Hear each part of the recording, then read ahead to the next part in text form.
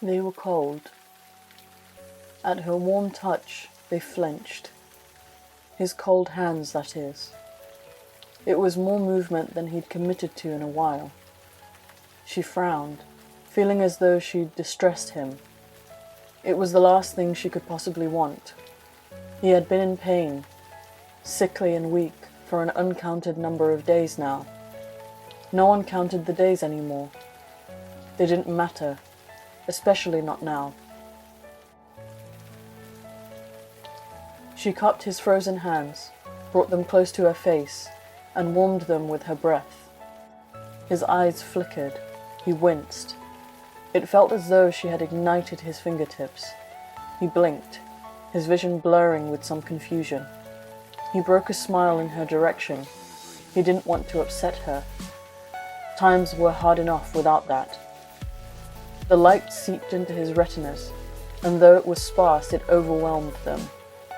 She saw him struggling and shielded his vision a little with the shade of her hand. She was good at that, protecting him. In another life, their roles would have been reversed. He took her hand in his, struggling, fighting back the pain, and pressed it to his face. Warm, safe. He could feel her pulse on his skin. He could sense her urgency, her nerves, but he didn't want to break the silence. The moment, the epoch of imagined peace. She was his peace, yet she was disturbed. His tired eyes met hers. They were like headlights that bore into the wounded deer of his soul.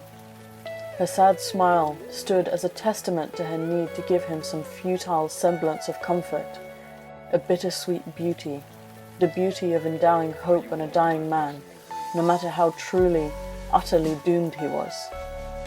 He turned, shifting his weight to his side, gasping as he did. The pain shot through his body, racing like a devil through him, beading his skin with cold sweat. His consciousness floated above him as if a speck of dust on a windy day, before finding its way back to him. He breathed, his eyelids flickering. He did his best not to pant. He took her hands in his and watched her face. She looked tired, her skin worn and dried, her hair matted down with oil and dirt, and she was still the loveliest thing around for miles, the lighthouse in the storm. He smiled, genuinely this time. "It looks like your fever has broken," she murmured, squeezing his hand softly. It sent a jolt through him, a pleasant one for a change. "Staring at the silver framing on the plague cart, are we?" he croaked, grinning at her. She scoffed, before correcting her split second of joy. It was a shame. He would have liked to joke with her a little while longer. "How are you feeling?" she asked. "Better," he answered, simply. "Better than yesterday. No fever, remember?" She nodded, her expression stony and unmoving. She took a rag and leaned over him to dab his forehead. Her smell filled his senses, ensnaring him. He closed his eyes, wishing to lose himself in it. "It's quiet," he murmured. "I don't hear the others. What time is it? Is everyone asleep?"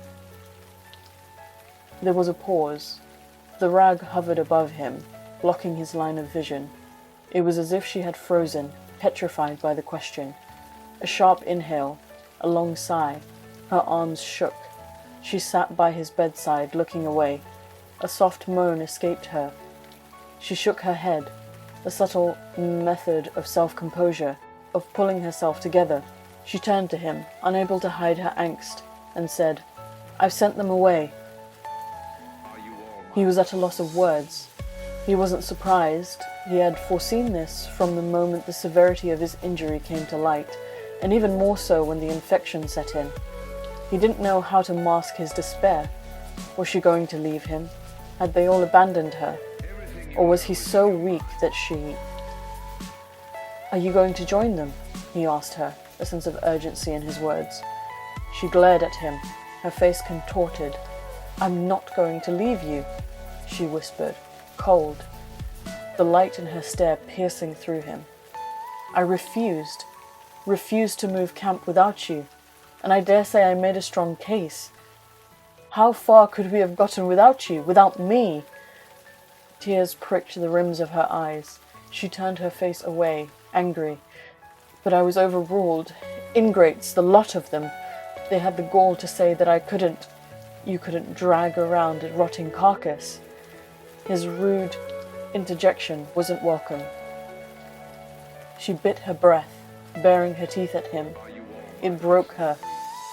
She blinked back silent tears, stifling her sobs. Her lips curved, her brows furrowed, her eyelids flickered like her eyes had decided they didn't want to see him anymore. He reached out to touch her and she flinched away from his grasp. "You have to find them before it's too late," he implored her. "I will not," she said, disgusted by his suggestion. "You can't stay." "I can. I am," she snapped. He sat up, his anger fueling him, dulling his pain. "I will not drag you down into my grave," he barked. "You have to go." His head snapped away when she slapped him. The side of his face smarted, hot with her rage. She glared at him, unapologetic. "How dare you?" she seethed. He scowled. "How dare I face my fate?" he asked, scoffing. "You're unbelievable. You have to get out of here. The others must be leagues away already. This discussion is over." She brought her face close to his. "There are no others. You aren't well, lie down." He scoffed. "I'm not well," he sighed and looked at her. "Don't do this. This is suicide for you. They were right in leaving me, and wrong not to drag you away with them, kicking and howling. I'll curse them to my last breath for that." "You know they couldn't have," she replied, standing and pressing him back down into his tattered mattress. He pushed her hands away. "Enough," he said, rubbing the sores on his side. "I refuse to spend my last moment yowling like a broken kitten while you play witch doctor at the end of the world." He snapped at her, picking himself up. His legs shook like a fawn on ice. "We're chasing the others." "There are no others," she repeated. "What does that mean?" He shook, unbalanced and frustrated. "They've been gone for days." Her voice cracked. The tears returned, making her eyes sparkle. "There's no finding them." Anger changed his face, his demeanor. "Well," he fumed, through clenched teeth. "We're not staying here." They lumbered through the wilderness. The crashing of the waves followed them no matter how far they tarried, slithering in their wake to consume them. The chase was on, but they were only human. They couldn't outrun the might of the great waters. Even as they tried to escape it, the rain beat down on them, tiny bullets that waterlogged their peeling boots, made heavy their clothing, and obscured their vision. It was difficult enough without one needing to carry the other. The other was in desperate need of carrying herself.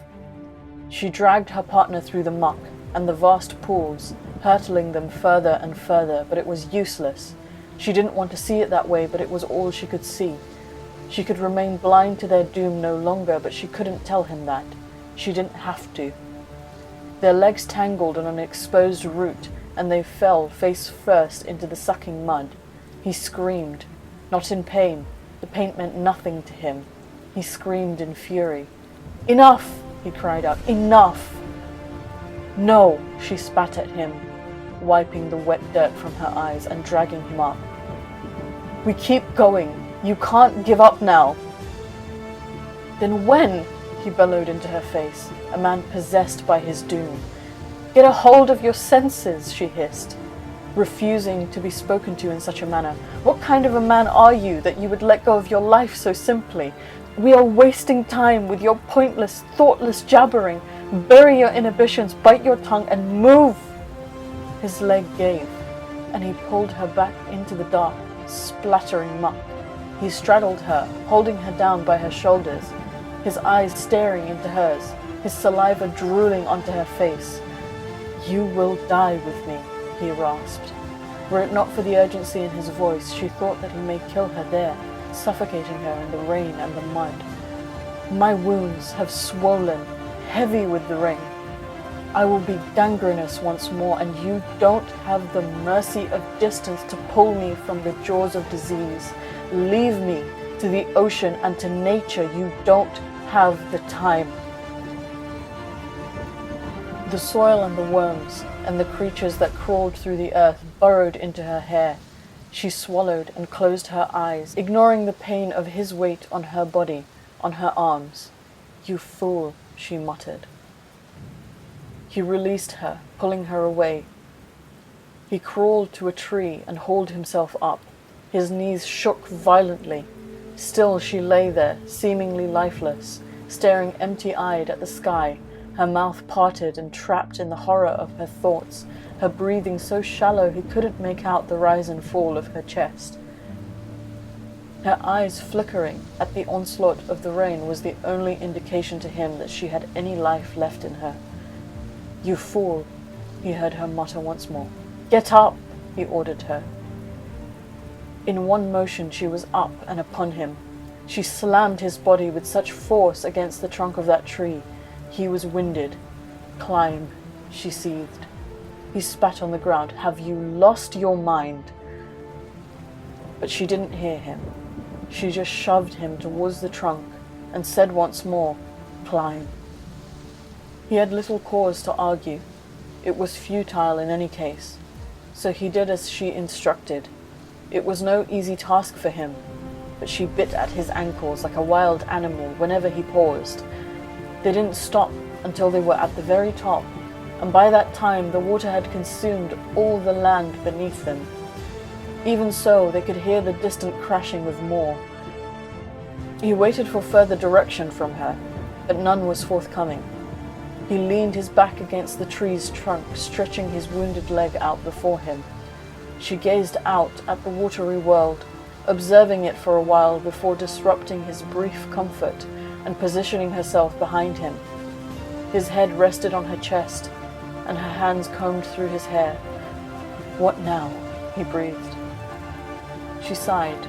She had hoped for a longer silence before she had to say, Now I watch the end of the world.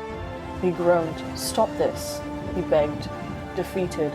He didn't have the strength for more. He expected her to be looking out at the storm ahead, but she was looking at his face. Her fingers traced the shape of his brows, followed the ridges of his scars on the side of his face, to the corner of his mouth. She didn't pant, but she took a deep breath of the salty air. The rain had washed the mud from her tresses and her face. He couldn't tell if she was weeping. Eve, he whispered. Eve. It had been so long since she had heard her own name. Between all the urgency, all the barking, the screaming, the scrambling, all the desperation, she had all but forgotten it. She felt a pain in her heart when he said it, but she could not show it. She wished that her words wouldn't emerge as moans, but she had no control over that now. I can't let you drown, she mouthed, her voice catching. She looked away for a moment and swallowed, wiping the water from her face with her forearm. I cannot take you with me, and yet I cannot leave you behind. You have to, he interjected, but she put a finger to his lips. After everything, she continued, I won't let the ocean take you. I won't let this world take you. This world that held no love for us.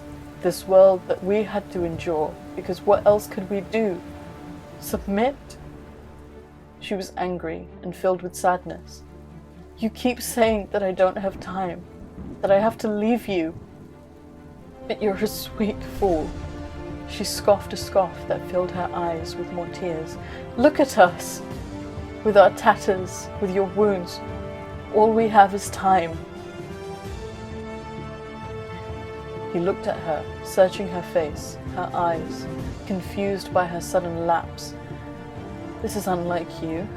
He touched her cheek, and she leaned into his palm. What happened to leaving grief for times of peace? She smiled at him and shook her head. You will never see such a time, she cried. You might, he reassured her. No, there will never be such a time for me. Not without you. She sniffed and shook her head. Close your eyes, you must rest. I want to tell you a story. Eve. He almost giggled. There it was again, her name. The pain returned, and it took all her strength not to bawl, to fling herself into the depths below and drown. She remained composed. She kissed him and murmured the word, please. He sighed, but did as he was told. She murmured sweet nothings into his ear, filled his mind with painted visions of another time, a better time. Her breath was warm and pleasant. It shielded him from the cold, wet world. Behind the lids of his eyes there was a peace he never thought he'd find again. A world where men and women smiled at each other, confessed their love without thought, where children played until they were filthy from sand and sweat, and dogs chased their tails until their tongues lolled in frustration. A place where time could stand still and a moment could last forever. It brought a blissful smile to his face, and the crashing of the terror beyond matched the rhythm of his breath. He didn't want to fall asleep, but she kissed his eyes when they threatened to flicker open, and he fell into slumber so deep he barely felt it when she plunged the knife into his heart.